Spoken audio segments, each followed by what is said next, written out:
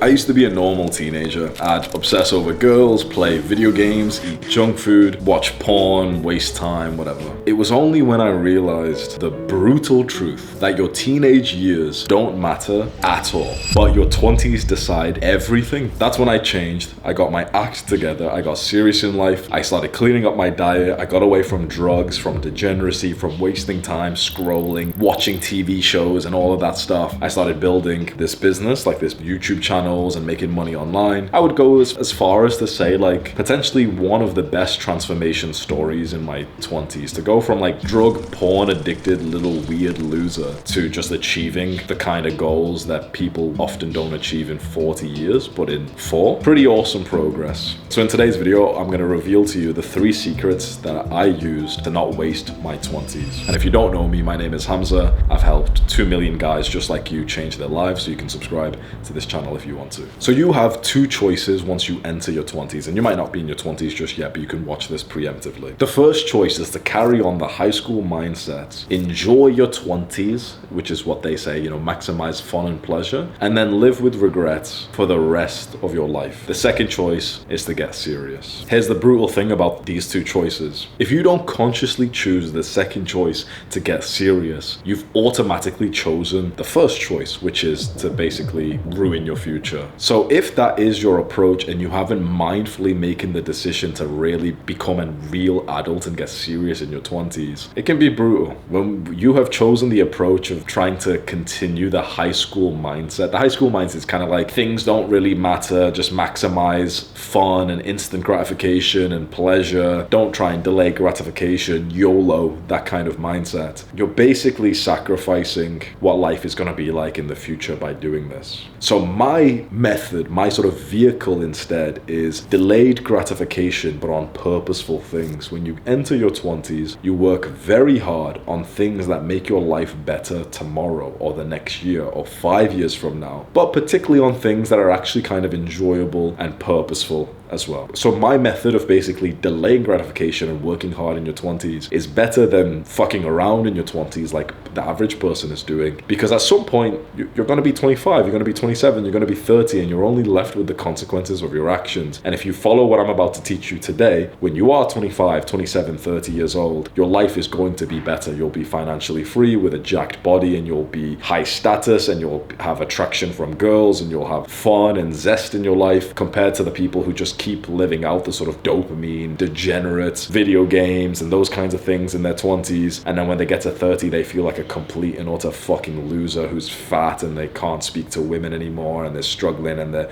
back to being porn addicts and everything. So the second secret in not wasting your 20s is overcoming the most common limiting belief that guys will have when they start thinking about wanting to get serious in life, which is, but what if I want to have fun? This is a limiting belief because it makes you believe that working hard and making progress in goals is not fun. If you've already been on this path for a little while, you'll know that some of the most fun you'll have is when you've noticed that you're making progress to a goal that you care about. Let's say the goal is building an aesthetic physique, like a physique that looks good. That day where you're in the gym, you get a sick pump and you look at yourself and you can't help but to feel so fulfilled by the progress that you worked hard for. You're going to emit this energy, this aura of fun and enjoyment. It's interesting that the hard work feels fun, but the fun things, the degenerate bad habits, they don't actually feel fun. Like when you have a day where you've just played 10 hours of video games and you've jacked off and you've ate junk food, when you're going to sleep that night, you don't think to yourself like, oh, this was a fun day. You think to yourself like, oh, that was fucking degenerate, that was disgusting. Tomorrow I'm really going to make sure I study because I'm behind. I'm really going to do that homework tomorrow. When you go to sleep after a hard day of work where you've really like tested yourself and you had an amazing workout and you had maybe a great study session, you go to sleep with a smile on your face like, yeah, like tomorrow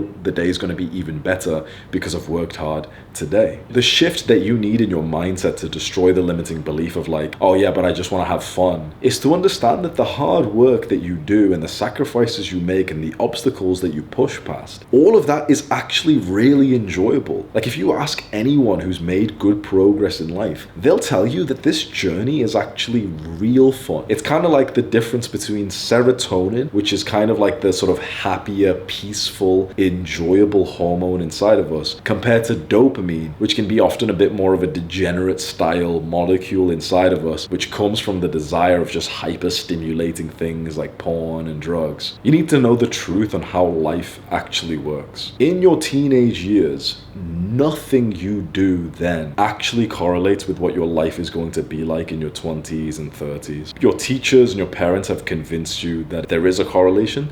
There's not. There's people who were absolute degenerate, drug and porn addicts, losers whose brains don't even work in their teenage years, who go on to become millionaires in their 20s. How do I know this? Because I was that little degenerate when I was 18, 19 years old, and I'm also that financially free millionaire in my 20s. On the other hand, there's people who study, who work really hard, they're the teacher's pets, they have all the promise that they could show, and then they're basically just kind of like modern day average little losers in their 20s. What you do in your teenage years often does not make a difference. If you don't do well in school or you do well in school, there's basically no correlation with you actually becoming super successful in your 20s. But what you do in your 20s does correlate with what your late 20s and your 30s and 40s will be like. This is like such a weird paradigm shift, because when you're in your teenage years, and the thing is, you actually know this to be true. I guarantee if you're in your teenage years, think of a few guys who are living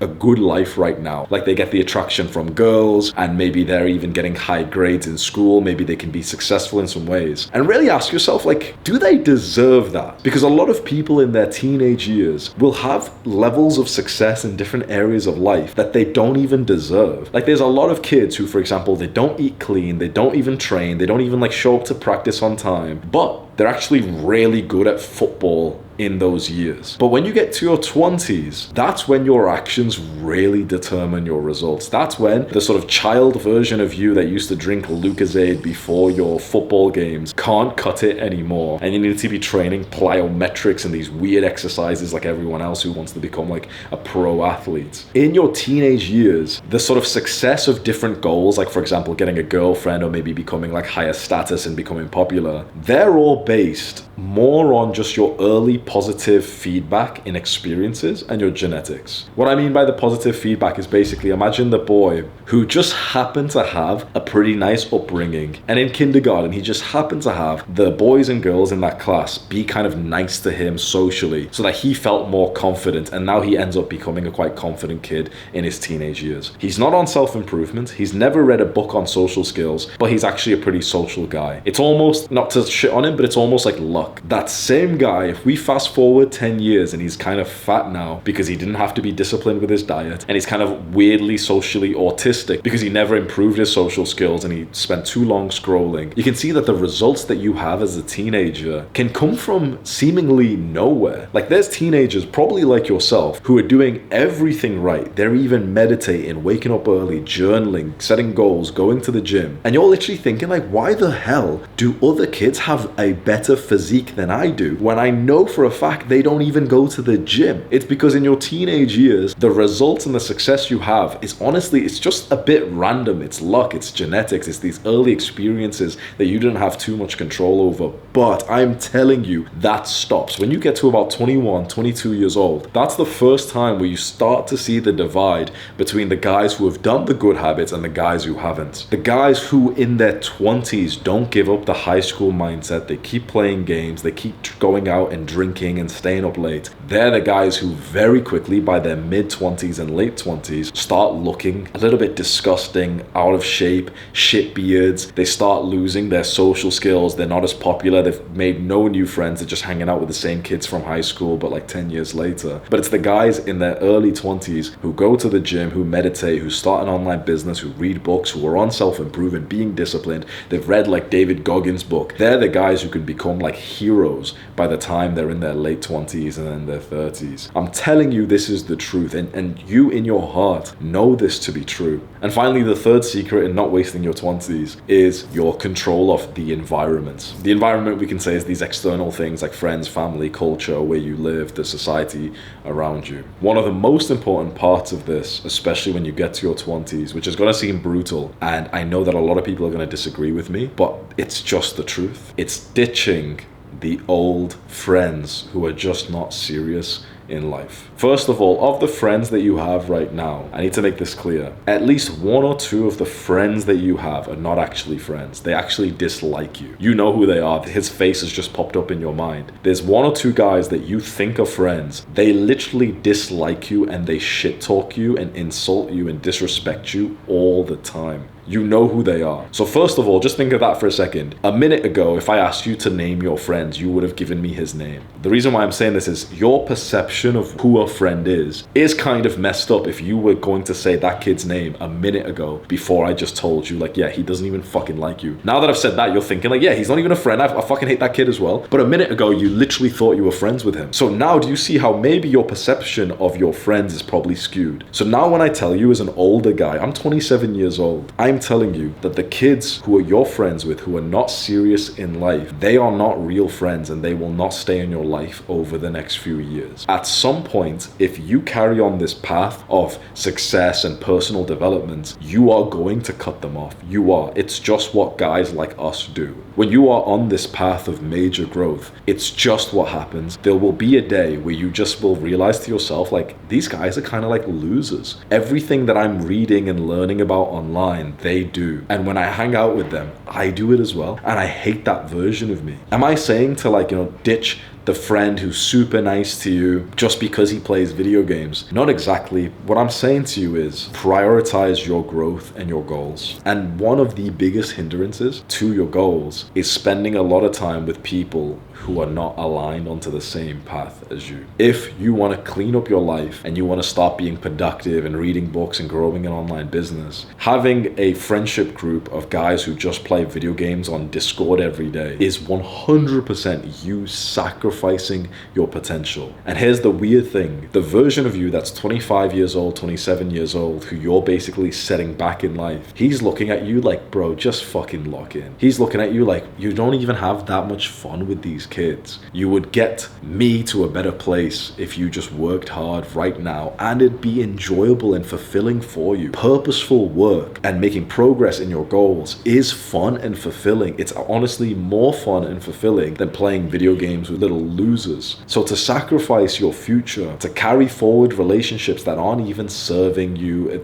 to have people around you who aren't even encouraging you in your goals. And here's the worst thing. The kind of people I'm talking about, it's not that they just don't even encourage your goals. It's that they discourage you. These are the most malicious motherfuckers that I'm so surprised that when I say this online, there'll always be a couple of comments of people say like, oh, I disagree, like this isn't good advice. If there's someone who's discouraging you from growing as a person, from achieving your goals, they are not your friends. Your friend could be a loser who plays video games, but at the very least, he should encourage you towards your dreams. If they don't do that, holy fuck, they're not friends. If they discourage you towards your dreams, they're not just not friends, they are enemies. They are literally people that are poisoning your mind. And I know this sounds really severe, but think about it. If you have a dream and you have someone that you're calling is a friend, but he's literally laughing at you in your dream and trying to use like those social mannerisms to make you feel bad for your pursuit of this dream of yours, they're worse than a friend. They are literally enemies. Now, I won't lie to you, this is going to be very difficult for you to get serious onto this path, because for me, it was easier. I got serious in life at age 22 when COVID had just started. And it just so happened I was lucky that when the COVID lockdown happened, I moved back to my family home. But I hadn't been there for years, and I hadn't spoken to like anyone back home for a very long time. So when I went back home, most people didn't even know that I was there. And I felt absolutely no pressure to try and connect with anyone there. So basically, I got to start completely fresh, which sounds scary because literally I had zero friends at the start of COVID. By the end of COVID, I had, 1 million followers, financially free, retired my family, best friend, great friends in the gym. I had everything I wanted. I was just lucky, and it was easy for me that it just so happened that like my growth started in the COVID lockdown when there was no pressure to be social because, you couldn't really go outside. For you, it is going to be difficult because the thing that's going to hold you back is not just your own limiting beliefs, but it's the limiting beliefs of other people. And it might even be your family. And if it is your family, then like keeping a little bit of distance, spending more time in your room, trying to not let their limiting beliefs infiltrate your mind. This is what every single successful person has been through. And here's how you know if someone's successful. Their view view of what I'm saying. If you go to the comments of this video, there'll be some people who outwardly disagree. There is a 100% chance that the people who disagree with this concept of like sort of like ditching the old people in your life, they're not successful. The people who disagree with this mindset are never successful. I'm telling you right now, there's not a lot of things in life which are 100% certain. Every single rich, successful person, 100% of successful people would back me on this and be like, yeah, you have to leave people behind. You might disagree and you might have other people who disagree, but I'm telling you, this is literally just 100% what you have to do when you become successful. There's just people in your life